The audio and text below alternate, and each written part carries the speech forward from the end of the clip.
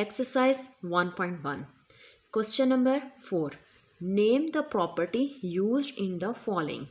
नीचे कुछ क्वेश्चंस दिए गए हैं, इसमें आपने बताना है कि कौन सी प्रॉपर्टी यूज़ की गई है, उस प्रॉपर्टी का नेम बताएंगे आप सबसे पहला जो पार्ट है हमारे पास उसमें देखें कि जो लेफ्ट हैंड साइड है उसमें हमारे पास क्या है A4B, राइट हैंड साइड पे भी A4B, दोनों साइड्स पे जो नंबर्स हैं वो हमारे पास सेम है। ठीक है, और डिफरेंस कहाँ पे आ रहा है, A और 4 की ग्रुपिंग की गई है और यहाँ पे 4 और B की ग्रुपिंग की गई है, ग्रुपिंग में डिफरेंस आ रहा है। तो इस प्रॉपर्टी को हम क्या कहेंगे, एसोसिएटिव प्रॉपर्टी। और क्योंकि यहाँ पे प्लस है दरमियान में, इसलिए इसको क्या कहेंगे, associative property over addition, associative property over addition. Second part की तरफ आते हैं हम, √2 + √3 इज इक्वल टू √3 + √2। यहाँ पे आप देख सकते हैं इनका ऑर्डर चेंज किया गया है, √2 पहले था, यहाँ पे √3 बाद में था। अब राइट हैंड साइड पे क्या हो गया, √3 पहले हो गया, √2 बाद में हो गया। तो इनका ऑर्डर चेंज किया गया, जिसमें ऑर्डर चेंज किया गया हो वो हमारे पास कौन सी प्रॉपर्टी होती है, कम्यूटेटिव प्रॉपर्टी। और कैसे है ये कम्यूटेटिव प्रॉपर्टी, दरमियान में कौन सा साइन है, प्लस। ठीक है, commutative property over addition. Next है x - x is equal to 0। इसको अगर इस तरह से लिखूं x + x, तो ये क्या हो गया, एक दूसरे के इन्वर्सेस हैं ये। ठीक है, x किसका इन्वर्स है, -x का। ठीक है, तो इसको हम क्या कहेंगे, ये एक दूसरे के क्या है, एडिटिव इन्वर्सेस। ठीक है, तो हम ये कौन सी प्रॉपर्टी यूज़ की इसमें, एडिटिव इन्वर्स की। नेक्स्ट देखें, a × b + c is equal to AB + BC। मतलब a हमारे पास किस साइड पे है, लेफ्ट साइड पे है। ठीक है, फिर उसको डिस्ट्रीब्यूट किया गया है b और c के साथ। ठीक है, तो ये कौन सी property, left distributive property. a से हमें पता चल रहा है, लेफ़्ट साइड से हम मल्टीप्लाई कर रहे हैं, तो a से हमें पता चल रहा है ये क्या है, लेफ़्ट डिस्ट्रीब्यूटिव प्रॉपर्टी।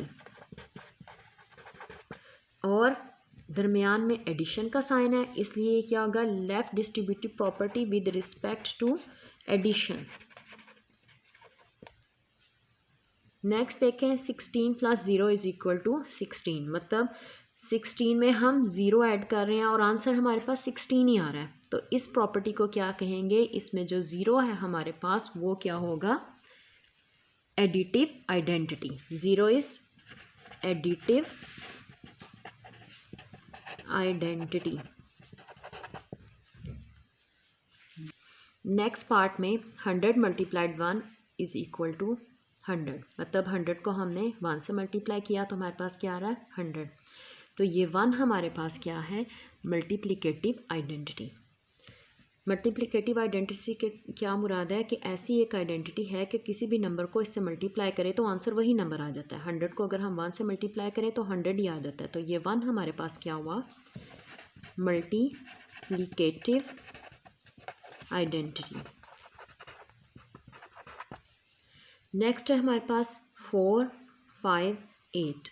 4, 5, 8 कहाँ डिफरेंस है, ग्रुपिंग में। यहाँ पे 5 और 8 का ग्रुप है, यहाँ पे 4 और 5 का ग्रुप है। ठीक है, तो ये हमारे पास क्या होगी, एसोसिएटिव प्रॉपर्टी। जब भी ग्रुपिंग में डिफरेंस आए, सारे नंबर्स बिल्कुल सेम हो, डिफरेंस कहाँ है, ग्रुपिंग में, तो वो हमारे पास कौन सी होती है, एसोसिएटिव प्रॉपर्टी, एसोसिएटिव प्रॉपर्टी। और अगर तो यहाँ पे प्लस का साइन है, ठीक है, तो फिर हमारे पास क्या होगा, ओवर एडिशन। लेकिन यहाँ पे हमारे पास क्या है, मल्टीप्लिकेशन का साइन, इसलिए ये क्या है, associative property over multiplication.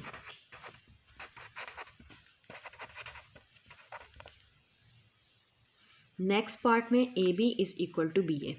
A और B और B और A ये दोनों क्या हो रहे हैं, मल्टीप्लाई। ठीक है, डिफरेंस कहाँ पे आ रहा है, इनके ऑर्डर में। यहाँ पहले A है फिर B है, और इस साइड पे पहले B है और फिर A है।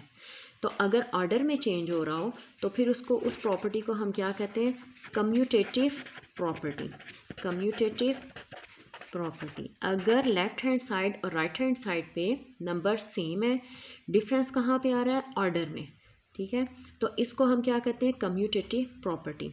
और अगर यहाँ पे एडिशन है तो वो ओवर एडिशन होगा। अगर यहाँ पे मल्टीप्लिकेशन है, जैसे इस क्वेश्चन में यहाँ पे मल्टीप्लिकेशन है दोनों के दरमियान, तो ये क्या होगा, ओवर मल्टीप्लिकेशन।